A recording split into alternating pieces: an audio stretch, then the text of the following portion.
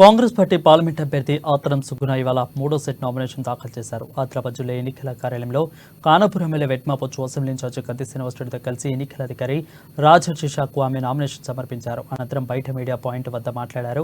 ఇక ప్రజల్లో కాంగ్రెస్ పార్టీ పట్ల నుంచి మంచి ఆదరణ ఉందని, ఇది తన విజయానికి ఎంతో దోహదపడుతుందని ఎంపీ అభ్యర్థి ఆత్రం సుగుణ అన్నారు.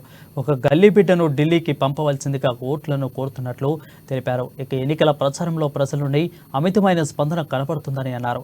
దీంతో తాను ఖచ్చితంగా ఎన్నికల్లో విజయం సాధిస్తానని సుగుణ ధీమా వ్యక్తం చేశారు. అటు ఎన్నికల్లో కాంగ్రెస్ పార్టీ బీఆర్ఎస్ కు మేలు జరగాలని బలహీనమైన అభ్యర్థిని బరిలోకి దింపిందని బీజేపీ శాసనసభాపక్ష నేత మహేశ్వరరెడ్డి వ్యాఖ్యలు కంది శ్రీనివాసరెడ్డి ఘాటుగా ఖండించారు. ఇలాంటి ఆరోపణలతోనే మీ ఓటమి ఖాయమందని, నైతిక విజయం ఇప్పటికే సాధించామని అన్నారు. ఇలాంటి బట్టకాల్చి మీద వేసే వ్యాఖ్యలు మానుకోవాలని హితవు పలికారు. మీ అభ్యర్థి ఘోరమైన ఓటమి మూట కట్టుకుంటారని, 2 లక్షల మెజార్టీతో తమ అభ్యర్థి గెలవబోతుందని చెప్పారు. అలాగే ప్రభుత్వం కూలిపోతుందన్న చేస్తున్న వ్యాఖ్యలపై కూడా స్పందించారు.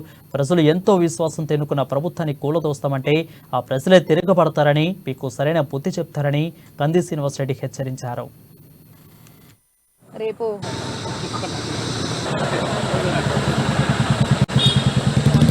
ఈరోజు థర్డ్ సెట్ నామినేషన్ వేయడం జరిగింది.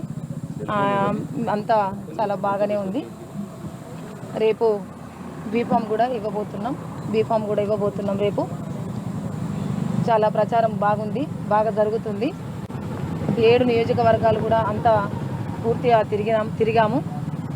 అంత ప్రజలందరూ కూడా ఏకపక్షంగానే ఉన్నారు.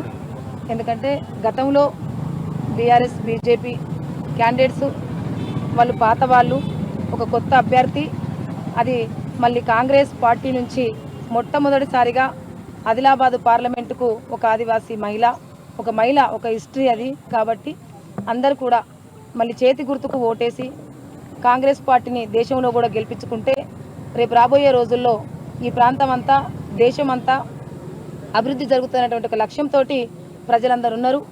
మహేశ్వరరెడ్డి గారు తెలుసుకోవాల్సింది ఏంటంటే, ఆత్రం సుగుణ గారి యొక్క క్లీన్ హిస్టరీ మీద తెరచిన పుస్తకం. ముందట గొడం నగేష్ గారు పేలిపోయినరు. ఈసారి ఇంతకుముందు వరకు మేము 1,00,000 మెజారిటీ అనుకున్నాం, కానీ గొడం నగేష్ గారు చిత్తుగా ఓడిపోబోతున్నారు. ఆత్రం సుగుణక్క 2 లక్షల మెజారిటీతో ఘన విజయం సాధించబోతా ఉన్నది. మహేశ్వరరెడ్డి గారు బట్టగాల్చి మీరేస్తున్నారు.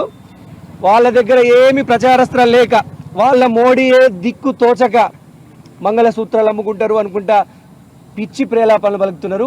మహేశ్వరరెడ్డి గారు, ఇది మీ ఓటమికి నిదర్శనం. నైతిక విజయం ఇప్పటికే కాంగ్రెస్ పార్టీ అభ్యర్థి సాధించిండు.